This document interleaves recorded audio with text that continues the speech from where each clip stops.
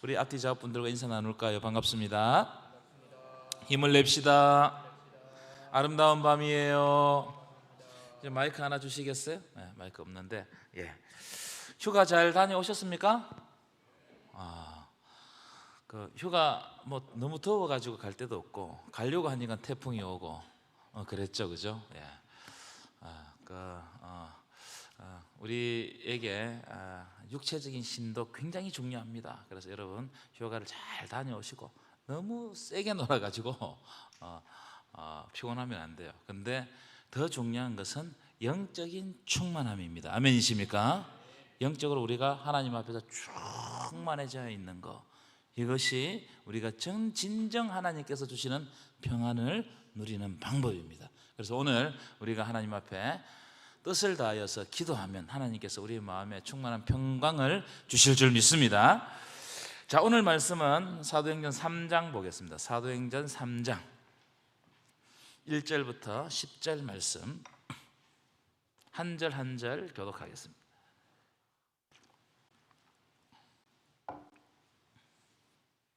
제가 먼저 읽겠습니다. 제9시 기도 시간에 베드로와 요한이 성전에 올라갈새 나면서 못 걷게 된 이를 사람들이 메고 오니 이는 성전에 들어가는 사람들에게 구걸하기 위하여 날마다 미문이라는 성전문에 두는 자라. 그가 베드로와 요한이 성전에 들어가려 함을 보고 구걸하거늘 베드로가 요한과 더불어 주목하여 이르되 우리를 보라 하니 그가 그들에게 무엇을 얻을까 하여 바라보거늘 베드로가 이르되 은과 금은 내게 없거니와 내게 있는 이것을 내게 주노니 나사렛 예수 그리스도의 이름으로 일어나 걸으라 하고 오른손을 잡아 일으키니 발과 발목이 곧 힘을 얻고 뛰어서서 걸으며 그들과 함께 성전으로 들어가면서 걷기도 하고 뛰기도 하며 하나님을 찬송하니 모든 백성이 그 걷는 것과 하나님을 찬송함을 보고 그가 본래 성전 미문에 앉아 구걸하던 사람인 줄 알고 그에게 일어난 일로 인하여 심히 놀랍게 여기며 놀라니라. 아멘. 자, 오늘 말씀은 우리가 여러 번 접했던 말씀이고 설교로 많이 들었던 말씀인데요, 성전 미문에 앉아있는 안전뱅이를 일으키는 사건입니다. 자, 2절 한번 보여주실 거예요. 2절 보시면 이 안전뱅이에 대해서 설명을 하는데 뭐라고 되어 있습니까? 나면서부터 못 걷게 된 사람이다. 태어나면서부터 이 사람은 걸을 수가 없었어요. 그러니까 여러분, 태어나면서부터 이 사람이 걷지를 못했으니까 얼마나 여러분 절망과 실패와 좌절 가운데 살아갔을까요? 그러면 이 사람이 태어나면서부터 못 걸으니까 세상을 어떻게 보았을까요? 그 사람은 어쩔 수 없이 안전뱅이의 눈으로 세상을 보는 거예요. 어쩔 수 없어요. 이게 세계관이라 그런 거예요. 이걸 가치관이라 그런 거예요. 이 가치관은요, 안경하고 비슷해요. 검은 안경을 쓰면 세상이 약간 까맣게 보이고 빨간 안경을 쓰면 세상이 빨갛게 보이는 것과 똑같아. 그러니까 이 사람은 어쩔 수 없이 안전뱅이의 눈으로 세상을 보는 거예요. 여러분, 안전뱅이의 눈으로 세상을 본다는 이 말은요, 이 두 가지 의미라고 생각합니다. 첫 번째, 절망과 실패와 좌절의 눈으로 세상을 본다는 거예요. 그러니까 세상을 볼 때 긍정적으로 보겠어요? 부정적으로 보겠어요? 그 부정적으로 볼 수밖에 없어요. 여러분, 실패와 좌절을 많이 겪어버리면 다 나오는 말이 부정적인 말이 많이 나옵니다. 여러분, 어떤 사람하고 이야기를 하다 보면요, 그 사람은 주로 부정적인 언어를 많이 쓰는 사람이 있어요. 그렇죠? 안 된다는 거예요. 죽어도 안 된다는 거예요. 못 한다는 거예요. 이런 이야기를 많이 하는 사람이 있습니다. 왜 그러느냐? 그의 삶 가운데 지속적인 절망과 좌절을 경험하면 그렇게 되는 거예요. 아마 제가 상상할 때 성전 미문에 앉아있는 안전뱅이도 나면서부터 안전뱅이였기 때문에 그의 좌절을 겪는 것, 절망을 겪는 것, 이것은 그의 일상이었을 것 같아요. 여러분, 그렇지 않겠습니까? 나면서부터 안전뱅이니까 이제 조금 사춘기가 되고 좀 자라다 보면 자기와 다른 사람이 있다는 것을 알잖아요. 자기 신세가 한탄이 되고 절망이 되고 그걸 생각하면 할수록 좌절된 마음을 겪을 수밖에 없는 거예요. 제가 설교를 준비하면서 요즘 젊은이들이 절망과 실패를 맛보고 있다, 이걸 이제 기사를 찾으면서 오늘 좀 말씀을 나누고자 하는데, 물론 이제 우리 젊은 시절에 고생은 뭐 어떻게 해서도 한다고요? 사서도 한다고 그러잖아요. 그렇게 고생은 사서 할 수 있습니다. 근데 제가 걱정하는 게 뭐냐면은 도전하다가 실패할 수는 있는데, 그런데 매번 실패하다 보면 패배의식에 사로잡힐 수 있어요.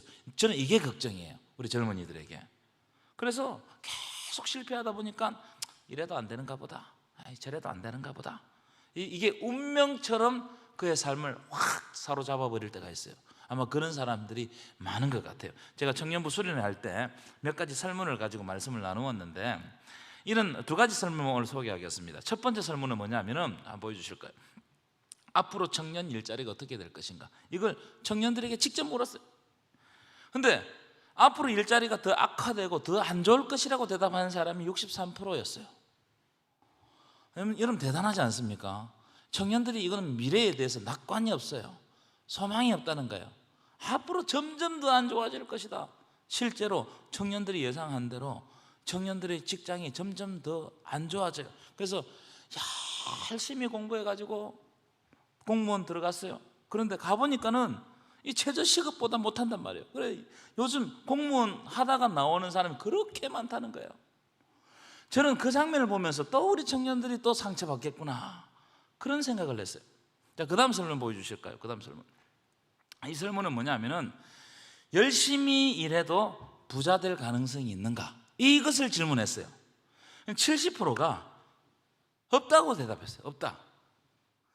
여러분, 이 질문은요, 부자에 관심이 있는 게 아니고, 이 질문은 어떻게 우리가 바라봐야 되냐면은, 노력한다고 해서 지금 절망의 상황이 바뀔 수 있는가, 이렇게 읽어야 돼요. 노력한다고 해서. 그런데 우리 청년의 70%가 그렇지 않다는 거예요. 아무리 노력해도 우리에게 닥쳐진 절망과 좌절을 없애기는 충분하지 않다는 거예요. 이게 무슨 말이냐, 절망과 좌절을 지속적으로 받아왔다는 겁니다. 그러니까 이걸 운명론처럼 받아들여요. 나는 안 되는가 보다, 뭐 노력해도 되겠나, 뭐 이렇게 살다가 뭐 가지 뭐 그래서 자꾸 이야기하는, 다음 생 이야기하는 거야. 이번 생은 망했다 이러면서. 이런 마음이 오늘 본문의 안전뱅이의 마음이 아닌가, 그런 눈으로 보는 거예요. 자, 두 번째 안전뱅이의 가치관 어떻게 보느냐. 안전뱅이는 계속 말씀드린 지속적인 좌절을 맛보았기 때문에 그의 삶은 항상 수동적인 삶을 삽니다. 여러분, 이게 심각해요. 수동적인 삶을 사는 거. 자, 2절 보여주시면, 2절 보시면, 나면서 못 걷게 된 일을 사람들이 어떻게 했다고요? 보이죠? 나면서 못 걷게 된 일을 사람들이 어떻게 했다고요? 메워왔다는 거예요. 자기 힘으로 못 걷는 거야. 자기 힘으로 여기 올 수가 없는 거야. 그러니까 사람들이 메고 와야 여기에 올 수 있다, 이 말이에요. 이 무슨 말이냐면은, 이 사람의, 이 안전뱅이의 삶은 다른 사람에 의해서 규정되고 결정되는 삶이라는 거예요. 여러분, 이게 비참한 거 아니에요? 여러분, 우리 현 시대도 마찬가지예요. 우리 다른 것에, 어떤 것에 의해서 우리 삶이 결정되고 규정됩니다. 직장 어디 다니냐 이거예요. 그 사람 직장 어디 다니냐, 그 사람 학교 출신이 어디냐, 한 달에 월급을 얼마 받냐, 연봉이 얼마냐, 요즘 또 있습니다. 키가 몇 센치냐. 여러분, 그렇죠? 머리가 빠졌냐 안 빠졌냐 뭐 이런 것도 물어볼 거고. 이런 것들이 외부적인 요인이 나를 규정해버리는 거예요. 나에 대해 별 관심이 없어, 이런 것으로 규정해버리는 겁니다. 그런 기준을 가지고 딱 규정해버리니까요, 우리는 삼류가 되어버려요. 그런 장면이 등장합니다. 자, 이 사람은 구걸하면서 사는 사람이잖아요. 누군가가 이 사람에게 돈을 주면 살고 안 주면 못 살아요. 우리도 마찬가지죠. 그죠? 돈을 주면 살고 안 주면 못 사는 거예요. 그렇기 때문에 다른 사람이 나에게 무엇을 주느냐에 따라 내 인생이 달라지는 거예요. 여러분, 이게 우리의 지금 현실을 그대로 보여주는 것 같습니다. 5절 보실 거예요. 5절 한번 읽어볼까요? 5절 함께 읽겠습니다. 시작. 그가 그들에게 무엇을 얻을까 하여 바라보거늘. 이게 이제 그 안전뱅이에 앉아 있는데 베드로가 요한이 딱 가니까 요한과 베드로를 바라보는 거예요. 뭘 줄까 하고. 방금 읽은 5절 말씀은요, 바라보다, 이 말은 보다라는 동사인데 헬라어로 이돈이라는 말입니다. 이 무슨 말이냐면, 무슨 뚜렷한 목적을 가지고 바라보는 것이 아니고 그냥 의례적으로 보는 거예요. 의례적으로. 이 사람이, 베드로와 요한이 성전을 가는 장면을 보고 구걸을 합니다. 그때 베드로가 이 사람에게 주목하여 우리를 보라 이렇게 합니다. 나를 보라 이렇게 했어요. 나를 보라는 거예요. 그때 이 사람이 이 베드로가 보라는 소리에 베드로를 향해서 보는데 어떤 기대나 희망을 가지고 보는 것이 아니고 그냥 보는 거예요. 그냥 쳐다보는 거예요. 주면 이 사람이 뭔가를 주면 내가 받고 안 주면 뭐 못 받는 거지. 항상 그래 왔으니까. 사람들이 성전에 많이 드나드는 사람 가운데 이거 보세요 하고 주는 사람이 있는가 하면 안 주고 지나가는 사람도 있겠죠. 그런 상황이 일상적으로 받다 보니까 베드로가 나를 보라, 우리를 주목해라 이렇게 해도 그냥 보는 거예요. 희망이나 소망이나 기대를 가지고 바라보는 게 아니에요. 여러분, 우리가요 영적인 위기를 겪잖아요. 이런 경우가 많아요. 그냥 교회에 오는 거예요. 특히 의무감으로 올 때가 많아요. 여러분, 그렇지 않습니까? 하나님께 벌 받기 싫어서 올 때가 많아요. 안 가면 찝찝해서 올 때가 많아요. 그냥 오는 거예요. 하나님이 주실 은혜를 기대하고 하나님 앞에 그 소망을 가지고 오는 분들이 극히 일부라고 생각해요. 그냥 의례적으로 오는 거예요. 여러분, 오늘 저녁에 여러분들이 오셨을 때 어떻게 오셨습니까? 그냥 오는 거예요. 그냥. 그렇게 되면 우리의 신앙은 수동적일 수밖에 없어요. 자, 5절 보시면 우리의 영적 상태를 딱 집어서 말씀하고 있다고 생각합니다. 여기 이 안전뱅이가 어떻게 하냐면은 베드로를 보는데 어떻게 무엇을 얻을까 하여 바라보는 거예요. 무엇을 얻을까 하여. 나한테 필요한 것을 얻기 위해서 바라보는 거예요. 여러분, 우리를 똑같이 보여주는 거 아닙니까? 이게 우리의 신앙을 가장 수동적으로 만드는 겁니다. 매주일 와가지고 교회에서 예배 드리기를 드리는데, 그런데 기도해가지고 응답되면 기쁘고 즐겁고 한데 어떤 때는 하나님께서 기도 응답을 해주지 않고 응답하지 않을 때가 많대. 그러면 그때부터 신앙이 나락으로 떨어지는 거예요. 뭔가를 줘야 된다는 거예요. 하나님이 뭔가를 줘야 내가 하나님 앞에서 더 감사하고 기뻐한다는 거예요. 그게 뭐냐? 영적인 게 아니고 물질적인 내 기도, 이걸 줘야 된다는 겁니다. 그러니까요, 교회에 와도 맹숭맹숭하고 영적인 회복을 경험하지 못하는 겁니다. 온갖 세상 걱정거리들을 가지고 와가지고 앉아있다가 그걸 들고 다시 가는 거예요. 은혜 받지 못하고 가는 거예요. 그러니까 교회에 오면요, 사람들의 말에 상처를 받아요. 교회에서 일을 조금 시키면요, 그 일에 치이는 거예요. 제가 오늘 물어보고 싶었어요. 이 대목을 하면서 우리 금요일날 찬양하는 게 쉽지 않죠. 근데 이게 여러분들이 영적인 열심으로 오지 않고 인간적인 열심으로 오면 이게 얼마나 힘드냔 말이에요. 너무나 힘들겠다는 거예요. 여러분, 이런 일이 반복되면 교회에 오면 평안이 없어요. 그냥 왔다 가는 거죠. 근데 제가요, 오늘 설교를 준비하면서 제가 어릴 때 교회 생활을 추억해 보니까 그때는 교회 가면 뜨거움이 있었어요. 여러분, 그렇지 않습니까? 뜨거움이 있었어요. 그때는 전도사님, 목사님들이 없어가지고 집사님들이 돌아가며 주일학교 설교를 했습니다. 수요일 날 했어요. 수요일 날 예배가 있었던 걸 아세요? 수요일 날 와가지고 집사님들이 설교를 해요. 여러분, 집사님들을 폄훼하는 게 아니고 집사님들이 설교는 설교 훈련되지 않는 사람이 설교를 했으면 여러분 얼마나 설교를 잘했겠습니까? 그렇지 않겠죠? 그럼에도 불구하고 그 집사님이 선포했던 말씀이 아직 제 귀에 쟁쟁한 것 같아요. 마음이 달랐던 거예요. 저녁마다 중고등부 때는 모여가지고요, 서로를 위해 통성으로 뜨겁게 기도했습니다. 그래서 이제 우리 아내하고 그 한 30년 전에 헤어졌던 그 교회 누나를 한번 만났거든요. 만나자마자 우는 거예요. 만나자마자 막 저를 보고 우는 거예요. 저는 안 울고 싶은데 자꾸 우니까 저도 울어야 되나 뭐 이렇게 생각. 그 왜 우냐? 그랬더니 그때 기도했던 게 생각난다는 거예요. 이게 그 마음이 없어지지를 않습니다. 여러분 그렇지 않습니까? 그 옛날 중고등부 때 텐트 치놓고 기도하면서 뜨겁게 부르짖었던 그게 생각나요, 안 나요? 안 나면 오늘 가서 기억을 한번 해보세요. 그럼 제가요, 가만히 생각해 보니까 교회에서 많이 울었어요. 여러분, 교회에서 많이 우셨죠?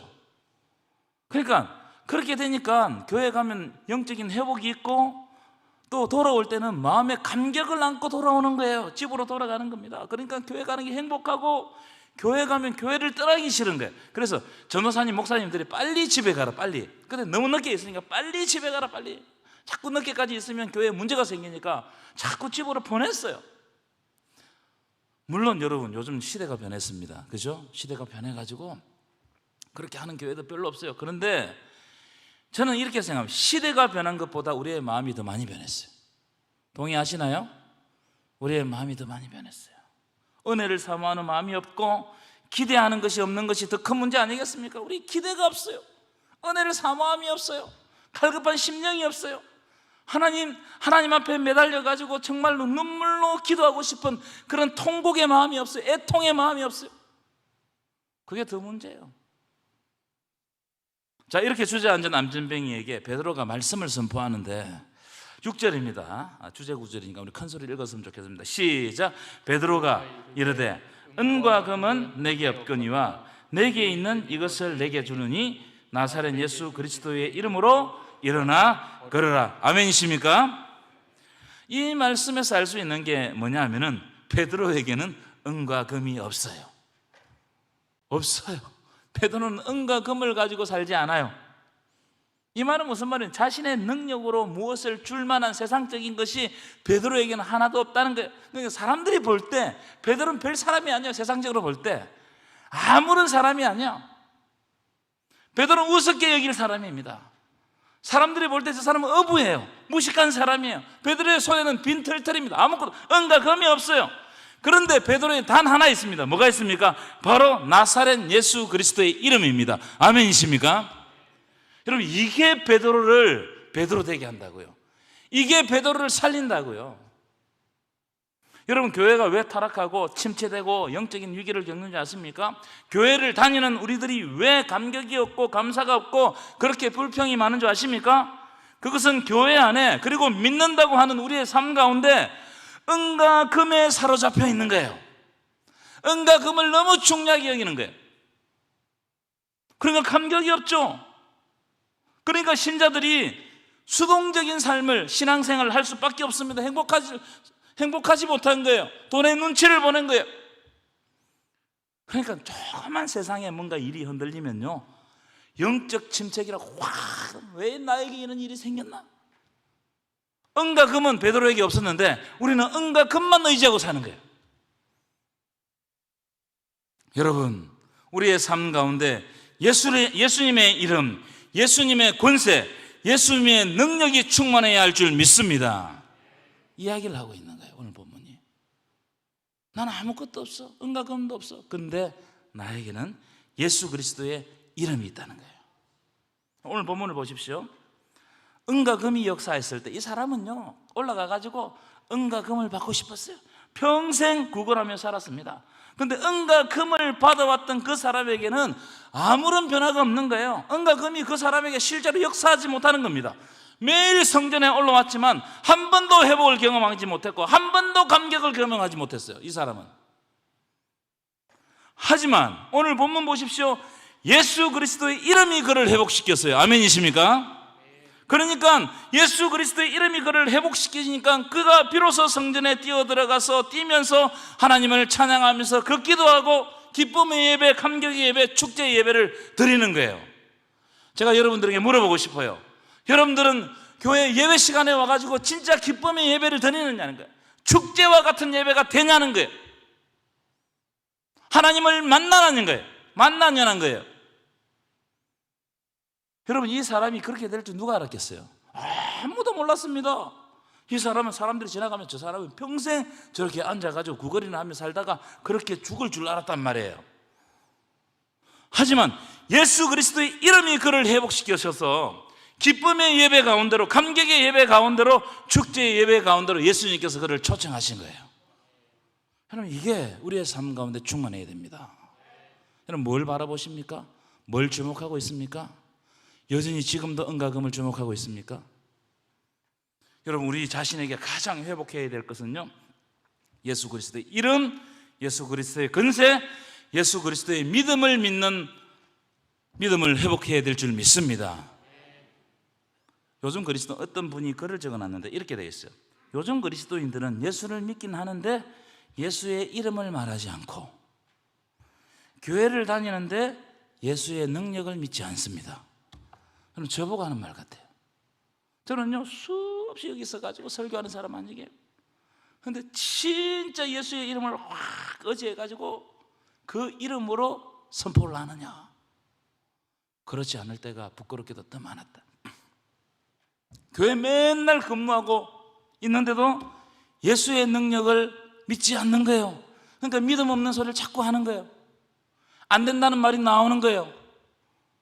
믿는 자에게 능치 못할 일이 없을 줄 믿습니다. 여러분 이 이야기 이게 우리의 가장 큰 문제단 말이에요. 여러분 이 안전뱅이를 회복시킨 것은 은과 금이 아니었습니다. 이 사람을 회복시킨 것은 오직 예수 그리스도의 이름이었어요. 여러분 여기에 우리가 목숨을 걸어야 돼. 목숨을 걸어. 여러분 우리의 삶 가운데 우리 교회 안에 예수의 이름이 충만해지기를 축원합니다. 예수님이라면 어떻게 하셨을까? 이걸 고민하세요. 예수님이라면 여러분 여러 가지 우리의 삶 가운데는 해석되지 않는 일들이 너무나 많아요. 기분 나쁜 일들이 너무나 많아요. 그때 뭘 바라봐야 돼요? 예수님이라면 어떻게 하셨을까? 예수님을 바라보고 신앙생활을 했던 사도들이라면 어떻게 예수를 따를 것인가?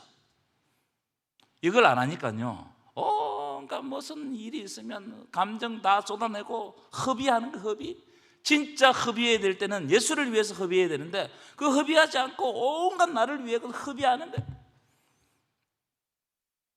여러분 그렇지 않습니까?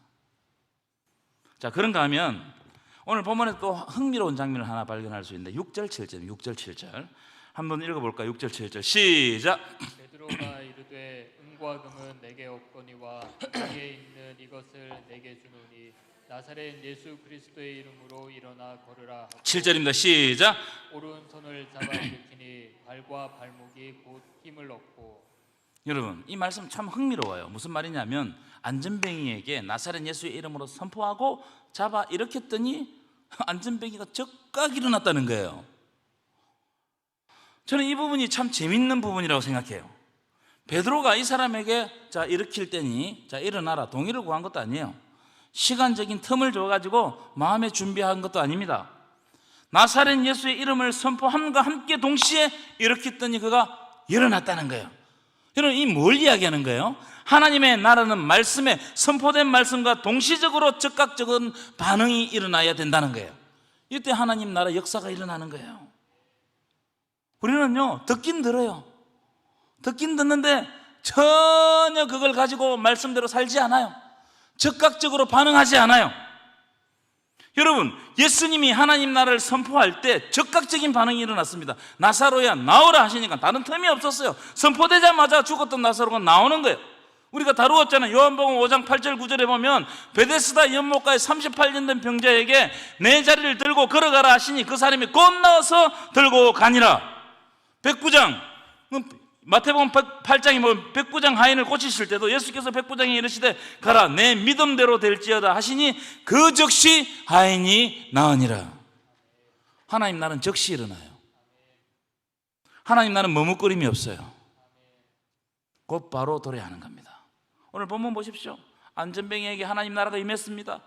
그럼 머뭇거리지 않고 어떻게 했습니까? 즉각 성전으로 뛰어가서 기쁨의 예배, 감격의 예배를 드렸던 거예요. 여러분 하나님 나라는 선포와 함께 즉각적인 반응이 일어나는 나라라는 사실을 믿으시기 바랍니다. 종의 입술을 통해서 하나님 나라가 선포되면요 즉각적인 반응과 응답이 일어날 때 하나님은 우리를 통해서 우리 교회를 통해서 하나님 나라가 실현되게 될 줄 믿습니다.